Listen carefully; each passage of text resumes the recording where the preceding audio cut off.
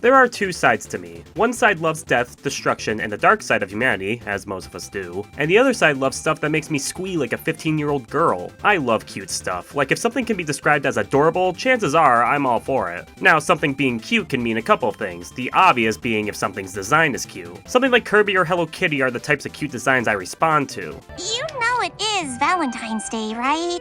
The simplistic nature makes these characters so easy to look at and recognize. The other type of cute stuff is cute situations, mainly romance plots. Be it characters in a relationship or some sort of love triangle or romantic tension between two characters, especially that last one. Like, yeah, we always get so frustrated when they won't get together, but when they finally do, it's just like, it's so adorable. Toradora is my favorite example of this when it comes to a show. Hell, one of my favorite games of all time, Catherine, is based around romance. And plenty of shows and games use romance as subplots. So it should go without saying that I love pieces of media that can somehow combine these two forms of cuteness that I love. Agretzko is a really good example of this if you're looking for a good, cute show based around romance. But are there any games like this? Let me see here. What the fuck is Hamtaro Heartbreak? Hamtaro Heartbreak is a 2003 Game Boy Advance game based upon the character of Hamtaro. Hamtaro is a Japanese manga character that has been adapted into various anime series and films in which the title character goes around and makes friends and, you know, does stuff.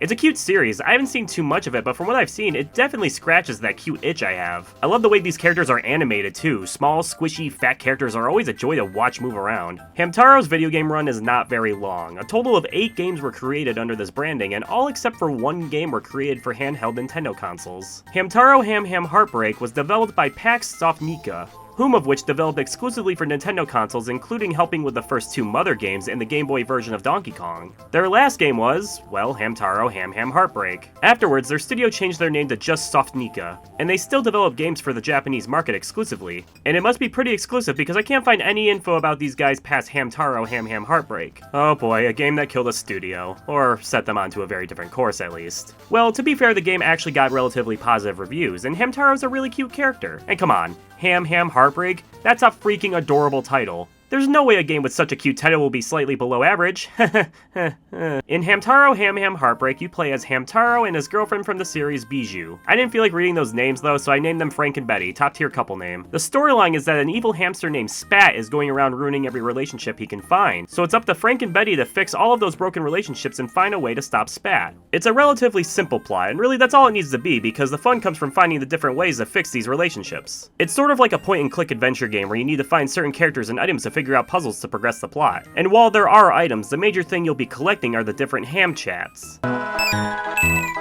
See, at the beginning of the game, we take a fall that makes the Ham dictionary lose all the words inside of it. And for some reason, Frank and Betty don't seem to remember all the ham chats that every other hamster seems to know. It is kind of fun finding new ham chats, though. They're all cute words that are a play on the word it's supposed to represent. Like, Smoochie is love. Bestest is fantastic. Dig is...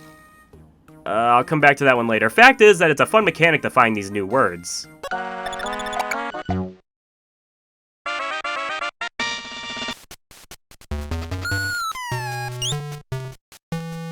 Especially since there's always a cute animation with each word. Like Liberty, they dress up like the Statue of Liberty. Rub, they start polishing each other. Not only are these fun to watch and are insanely cute, but they fit in line with the source material. Honestly, the strongest aspect about Hamtaro Triple H is how it emulates the Hamtaro anime series. The writing is cute and funny. The humor mostly comes from the hamster's strange interpretation of how sentient creatures interact with each other, and yeah, if you like the character interactions in the show, you'll love the writing in this game.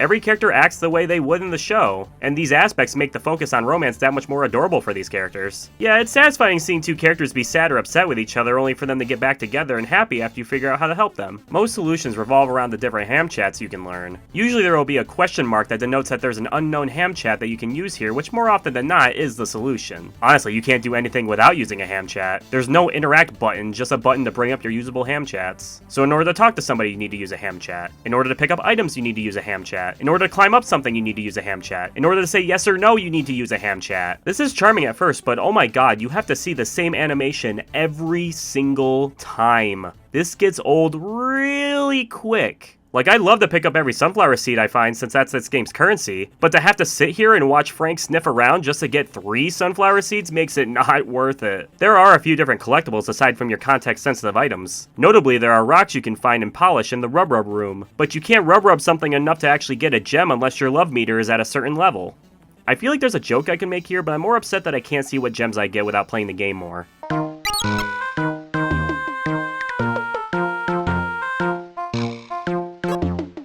Yeah, in order to get your love meter up, you have to fix relationships, so it goes up fairly gradually as you progress. Well, I got the meter here and I still couldn't rub anything, so whatever. Really, the whole game is just talking, fixing relationships, and learning new ham chats. That's really it. And honestly, why else would you want to play this game? The fun comes from seeing what situations come up and trying to solve them while all these characters just be all cute and stuff. Speaking of, one other thing that you can use the ham chats for is the ham jams, which is this little dance minigame where you can set different ham chat animations to points during a song and you get to see Frank and Betty perform the moves you set. It's cute and you can make some weird things out of it too. And you can buy clothes and take photos with them outside the game.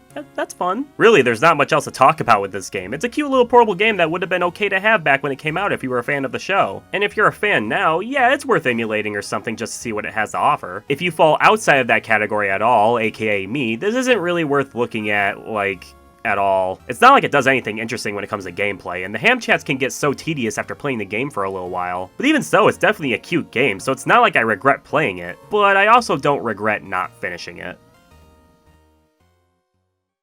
Hamtaro Ham Heartbreak got mostly favorable reviews. Any negative comments were mostly at the game getting tedious really quickly. Yeah, I wouldn't know anything about that. Like I said before, this was Pax Softnika's last Nintendo published game before becoming just Softnika and developed games outside of Nintendo. As for Hamtaro, there were a few more games after Ham Heartbreak, and the anime still continued on after the fact. The last anime series, Trotting Hamtaro Dechu, did end in 2013, and we haven't gotten any major Hamtaro media since, and that's a shame. It's a cute series that I feel could do well in our modern streaming services. But the fact of the matter is, Hamtaro just isn't relevant anymore. Well, on July 26, 2020 in Bangkok, a large protest against Thailand by a group called the Free Youth Movement was orchestrated. In this protest, the group sang the theme song to Hamtaro where they changed some of the lyrics to say, "The most delicious food is taxpayers' money," and dissolve the parliament. Hamtaro was then used as a symbol of the government feasting on taxpayers' money. Can't say I expected this when I started researching this character. As I make this video, these protests are still going on, and they are not a good time. Kind of a downer to end the video on, so let me find some funny Hamtaro clip or something. Hang on. Ah, here we go. Manko!